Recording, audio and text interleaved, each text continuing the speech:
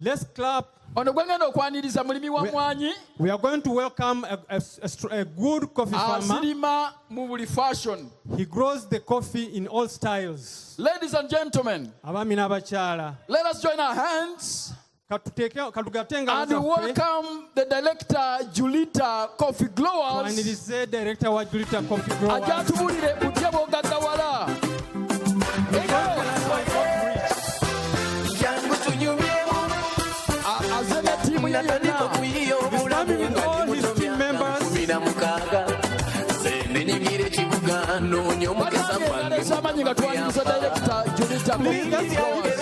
A round of applause for him.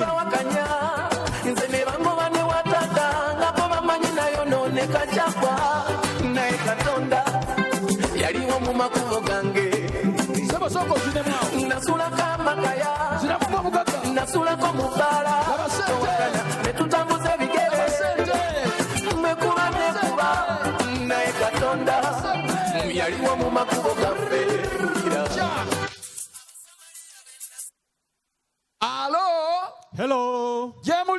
Are you there? You're most welcomed.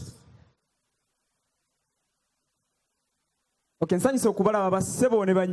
am glad to see all of you, ladies and gentlemen. I'm excited to see you, ladies and gentlemen. A very good morning to you all.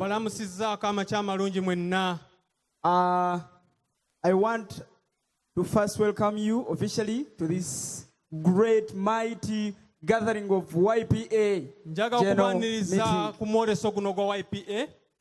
I'm so happy to be before you here. And I'm so glad that I was invited to also say a word to you people.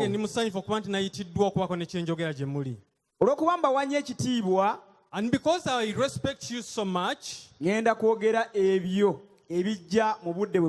I'll speak only what fits in my time. That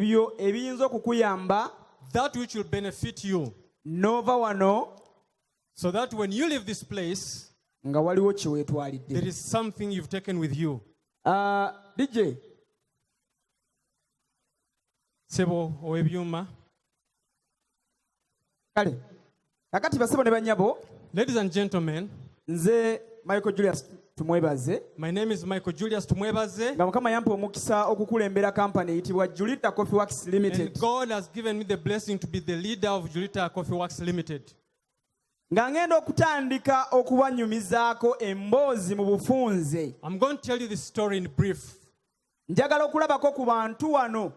I want to see by show of hands nga mu bulamu bwo if in your life emmwanyi yalina kye yakolako mu bulamu bwo. Coffee has done something in your life. If coffee has done something in your life, mpanikira ku mukono gwo banange ng'emmwanyi erina kye yali ekozeeko mu bulamu bwo. If coffee has ever benefited you in any way, okubanga uncle we yakuleteranga sente eza pocket money ku somero, it could be that your uncle brought you money at school nenga yazijjanga mu mwanyi from coffee sales, oba school fees nga yavanga naye mu mwanyi from coffee.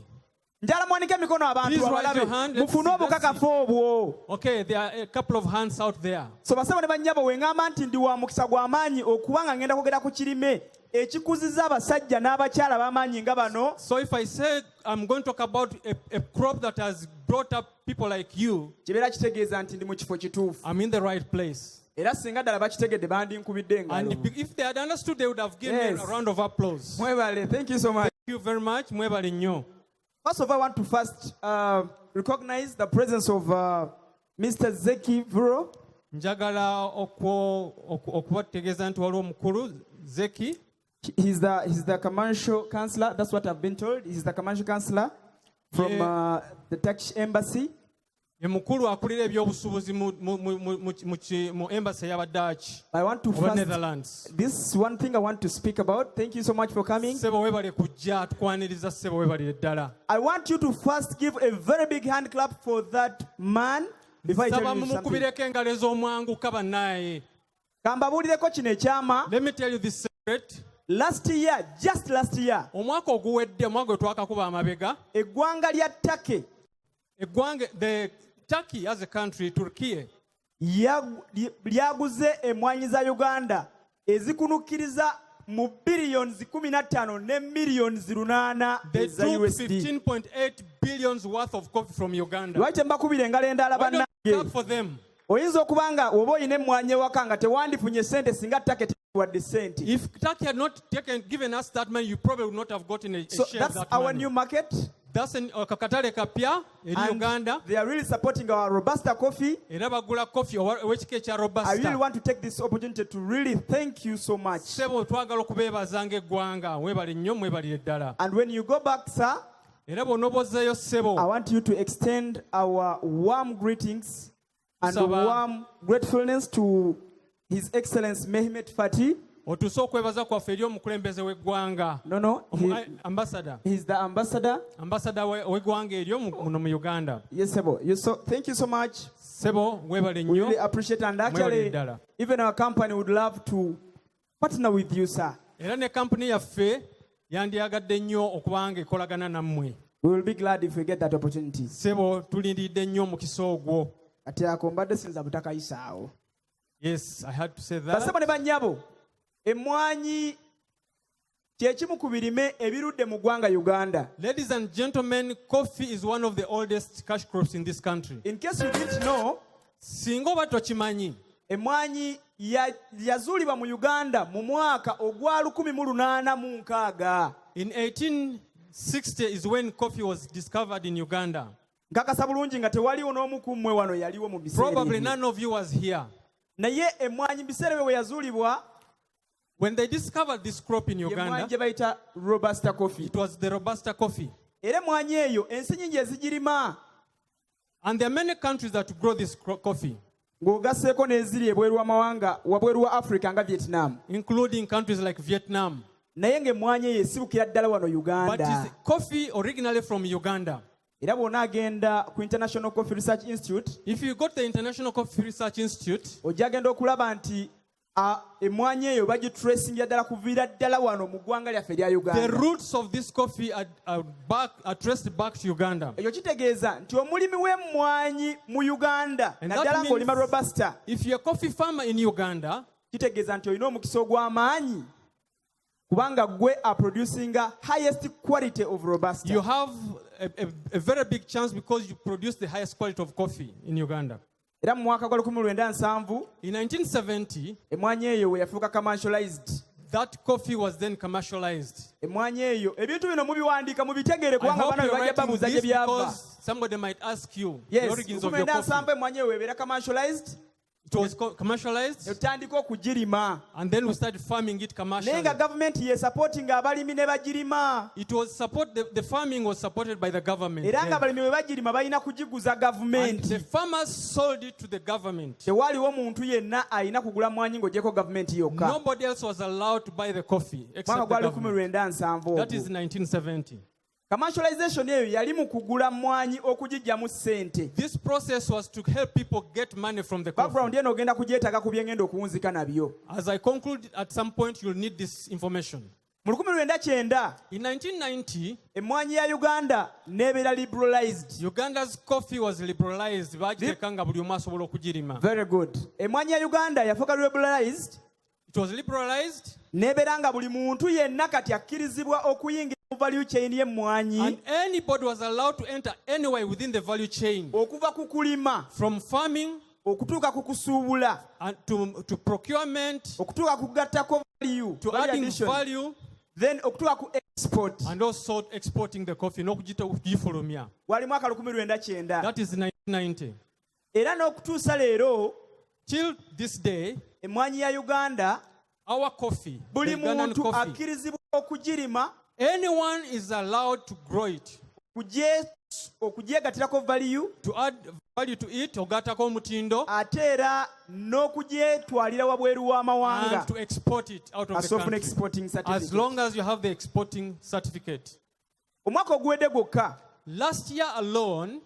Twatunze emmwanyi 6.3 million bags. 60 kilogram million bags.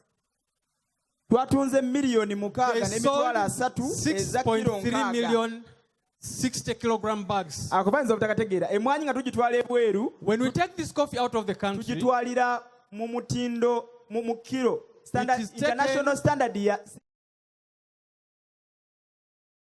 60 kilograms. Era twatunze 6.3 million bags. And 6.3 million bags of kadde mukaaga n'ensawo n'emitwalo asatu. Ensawo ezaatwalibwa ebweru. Target yaffe nga Uganda, as a country, ate ne company yaffe ya Julita Coffee Works, and the coffee works that he hates, Julita Coffee Works, Julita Coffee Works, target yaffe kwe kwongera ku busawo buno kuwera miliyoni 2. the target is to bring it to 20 million bags. Era kino twali tetusobola kukikola nga ffe. We cannot do this alone. Kubanga emwanyi zaffe zirimwa ku ttaka. Because our coffee is grown on soil. On land. On land. Ate nga tetusobola kugula ttaka liyinza kuweza million bags 2. And we don't have that scale of land. So kye twasalawo, so what we decided to do, twakizuula nga abantu bangi, we discovered that there are many people balina amataka who have land nga tekuli kintu kikolebwako. that is not used. Abalala muyina amataka, you have land, naye ng'ebikolebwako tebibawa kimala. but it is not giving you as much yield. Ojjagenda kwetaaga statistics zino ziwandiike nazo wansi. You may need these statistics. Please take Statistically, note of them. 35% of Uganda's arable land is idle. Ebitundu 35 ku buli 100 ku ttaka lya Uganda terina kikolebwako.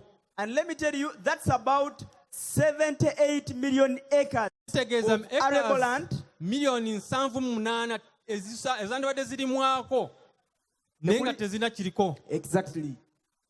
And that translates to about 120,000 square miles of land seated idle, meaning arable land. Ettaka square miles 128 kanaana eritaliko kintu kyonna. Very good.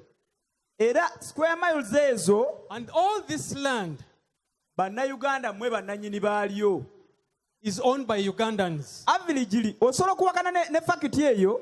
You may argue about this ng'okomye Kampala na Wakiso mukono. if you are only familiar with Kampala and Wakiso. Ababeera mu byalo, but those of us who stay in the villages, abatambula up country, who go up country, tusanga osobola okutambula kilomita 10. you might travel for about 10 kilometers osanze kirime wadde and you'll find no crop grown on that land. So ne tutegeera nti waliwo space esobola okusimbibwako emmwanyi za Uganda. So we know that there is land on which we can grow coffee in Uganda. Olw'okuba nti emmwanyi kye kirime kye tusinga okutunda wabweru w'eggwanga. And because it is the cash crop that we sell out of the country the most, we export. Twanoonyereza kye tuyinza okugendamu ekisingayo obukulu ku kirime ng'ekisinga emmwanyi tekitubula. We thought of what other crops could replace coffee, but there is none. So ne tusalawo katugende mu bulimi bw'emmwanyi. So we decided to go for coffee. Naye nga tulimira bantu mwanyi ku mataka gaabwe. So we grow coffee on your land. We grow it for you. Mu nkola eyitibwa commercial coffee farming. We do commercial coffee farming for you and on your behalf. Okay, when I was beginning, I told you that coffee was commercialized in 1970. Nti emmwanyi baatandika ogifuula ey'okutunda okugyamu ensimbi mu 1970. But coffee farming, not this thing, naye okulima emmwanyi has not been commercialized ever since until Julita Coffee Works Limited was born. Kwali tekunafuulibwa kwa byanfuna. Obulimi bw'emmwanyi, coffee farming. Obulimi bw'emmwanyi wali tebunafuuka bwa nsimbi bwa kugyamu nsimbi. Like growing a plant of coffee. Oli n'alima emmwanyi in a commercial style. Mu ngeri ey'okufunamu ensimbi. Very good. Kubadde tekunabeerawo ever since. Kwali tekubanga okutuusa nga Julita yatandise. Era ffe twalese kati obulimi bw'emmwanyi obw'omutindo mu ggwanga Uganda. Julita Coffee Works is the first company to bring commercial farming of coffee. Era ngenda kubawa ekibalo mugenda kutegeera. And this is the mathematics. Lwaki tewandibadde ng'olina ettaka eritaliiko kintu? Why you should not have idle land. Naye nga sinaa kugenda wala. Before I continue, njagala kulabako jjasi omuntu omu bw'ati ng'ogamba nti nze I own an acre of land, at least an acre of land. Njagala kulaba omuntu alinayo wakiri eka emu yokka, wakiri eka. If you just own just at least an acre of land, going above. Yes, I can see a few hands. Basebo ne bannyabo. Ladies and gentlemen, oba tonna bakufuna ttaka, if you don't have land, era naawe nsaba oyiteko ku please come to our stall. Julita Coffee Works. If you don't have land, please talk to us. Agricultural land is that cheap. Agricultural land is very cheap. Especially here in Uganda. And especially today. We don't know what will happen tomorrow. We've woken you up.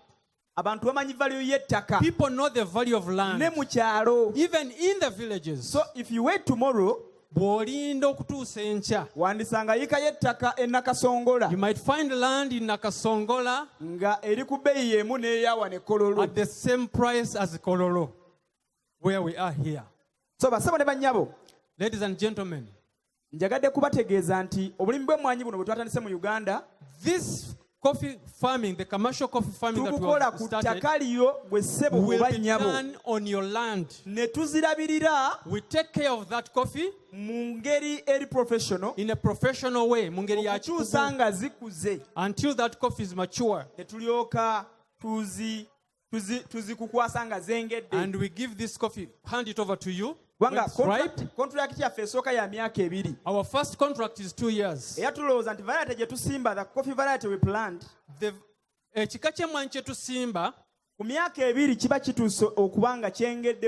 within 2 years it will be ready for harvest. Most of you will think that you can do it on your own. At that stage, most of people can now take care of their coffee.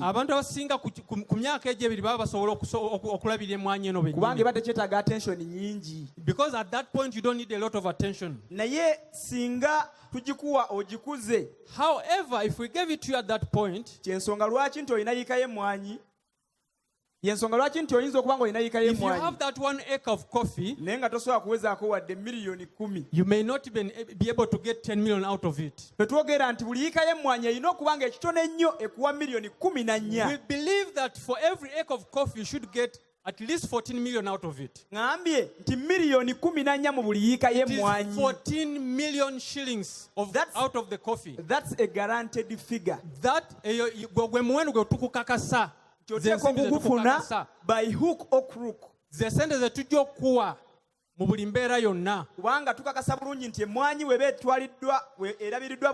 Because we believe if you've taken good care of your coffee, you've given it time, the right fertilizers, the right kind of technical people, professionals who understand it, who have time to look at it and look after it. If the coffee needs water, they'll give it. And those are specialists in coffee only. They only specialize in coffee. For every acre of coffee that you have, you'll have 14 million shillings. That's what we call commercial coffee farming.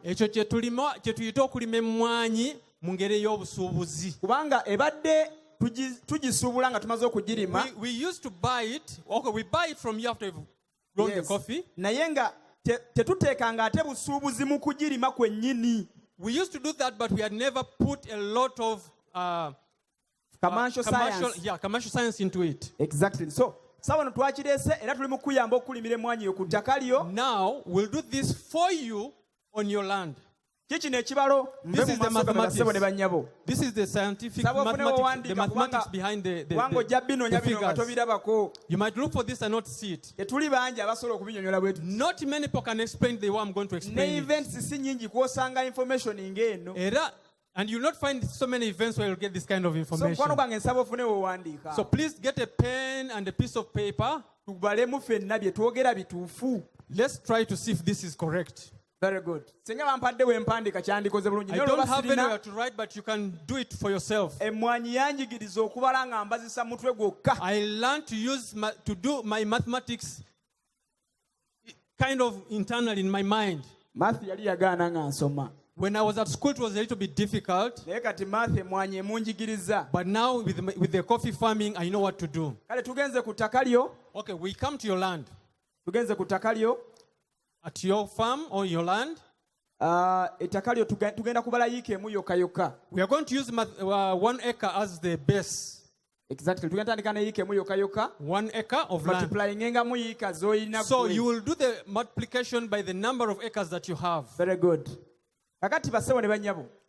Ladies and gentlemen, spacing commercial farming we recommend for commercial coffee farming spacing 10 feet by 6 feet. 10 by 6 feet, a foot 10 ku mukaaga.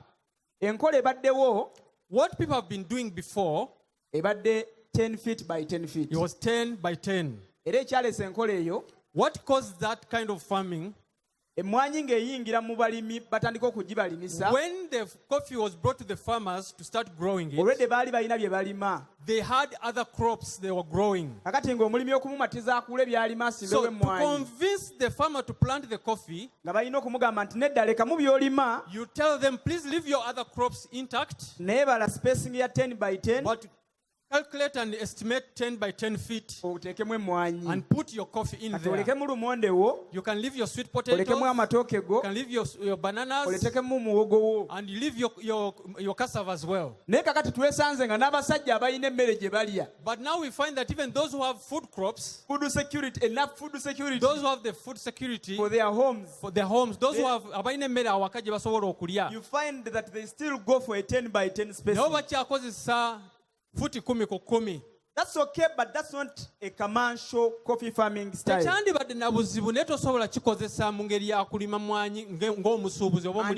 in actual sense, in reality, that's not really using your land effectively. Spacing 10 feet by 6 feet. If you use the 10 by 6, the Robusta coffee kind of becomes a little bit broad. It has many branches. It's not like Arabic coffee. Brazilian styles. The Brazilian style of coffee growing, 3 by 3, or 3 by 3, 5 by 5, 5 by 5. If you find somebody talking to you in that style, tell them, I grow Robusta coffee. Robusta coffee and Arabica coffee Robusta coffee and Arabica coffee are different, completely different. So the other different. spacing is basically for Arabica coffee. The 3 by 3, the 6 by 6 is for Arabica coffee, not Robusta coffee. Not Robusta. But Robusta coffee, the actual that we've tested and we know that it really works. Ne Robusta coffee ekyo kye tuzudde kikolera ddala obulungi. The spacing here 10 feet by 6 feet. Kwekozesa futi 10 ku 10. Akati munange, and so, 10 feet by 6 feet, if we do the 10 by 6, tugenda kufuna ebikolo byaffe 800 mu yiika. We'll get 800 plant stations. We shall get 800 coffee plants in each acre. Kyekyo. Ebikolo 800 mu buli yiika. Yes, sebo. Kakati ebikolo byaffe 800 mu buli yiika, for these 800 plants, byandisuseemu n'okuba. It could have been more. Yandiyingidde mu 860. It could have been 860. Naye ekitukomya ku 800. But why we sell only 800? Kubanga twagala ennimiro yo tugirekewo space tunayanika emmwanyi zaffe mu ngeri y'omutindo. We want space for drying the coffee. Tetwagala kutuuka kwanika ate tuzisiteme butemi. We don't want to start cutting our plants in order to create space for drying. Twagala tulekemu amakubo mu nnimiro yo. We want to leave some paths for you to walk through. Access ways for you to walk through your garden. Nnimiro yo oba oyitamu oleme ate kukuula miti oba kugikoona ng'oli mu kuyitamu. So that you don't have to break any branches as you walk through. And makes it easier for you to manage the coffee. So tufuna ebikolo byaffe 800. With the 800 plants, buli kikolo ku mwaka ogwokubiri, at the second year, malayita ze tusimba nkugambye nti mu mwaka gumu n'emyezi 6, after 1 year and 6 months, zitandika okumulisa. You'll start the flowering. Abamu mubawulidde nga bagamba zimulisiza ku myezi 8. Some people will tell you it starts flowering at 8 months. We bwakyogera mubuuza nti emmwanyi yo wagijja mu nursery bed nga yabbanga ki? You should ask that person if they tell you that it flowers at 8 months. At what age or at what stage they actually got their coffee. So we want you to leave this place when you are a specialist, when you know what to do. At 1 year and 6 months, 18 months, the coffee will start flowering. Ekimuli kino tulina processes nyingi nnyo ze tukola okakasanga emmwanyi yaffe emulisa ekimuli ate nga si kitono. There are processes that we go through to make sure that the flowering is good and strong. ate ne tukakasa nti ekimuli kyaffe kino buli kimuli kivaamu ensigo y'emmwanyi. Every flower will give you a coffee seed or a coffee berry. Exactly. Era emmwanyi yaffe eyo This coffee, ku myaka 2 at 2 years, ejja kuba eyengedde. it will be ripe. Era njala kusuubiza And I promise this, nti emmwanyi yaffe eyo this coffee that you're going to grow, ekitono ennyo the least, esobola okutuwayo kilo 3 buli kikolo. it will be 3 kilograms per plant. Twagambe tulina ebikolo 800. We have 800. Please, I hope you're writing. 3 kilos per plant, and we have 800 plants or stations.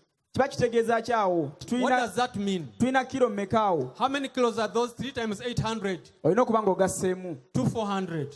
Katugezeeko tutunde kilo yaffe eno And so we are selling the 2,500 kilos. olw'okuba tuli bangi. And because we are many, Let's assume nti tugitunze ng'ekaze.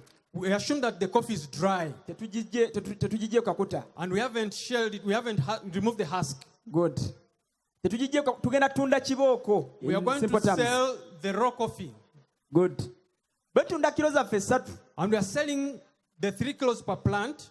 Mwaka oguwedde, not actually last month, early this year, Omwaka guno nga gwakatandika, tatugula emmwanyi eya kibooko.